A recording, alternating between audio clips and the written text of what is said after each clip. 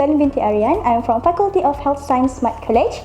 So today I'm going to share some tips with you guys regarding on how to use computer safely. So in this era of technological base, we spend much of our time watching screen, either it is computer screen or our phone screen.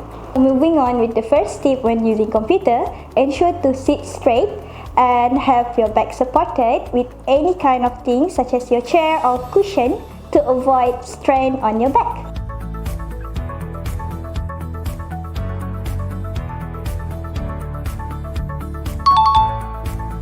For the second tips, ensure that your eyes are at the same level with the top of your monitor to ensure that there is no tension is building up in your neck.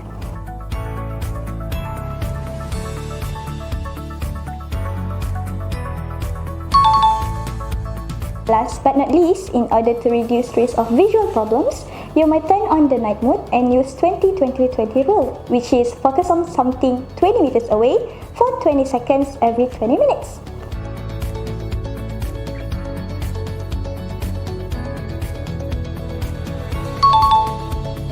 That's it all from us. Signing off, Miss Zuan binti Aryan from Faculty of Health Science Smart College. Be smart, be different. Adios!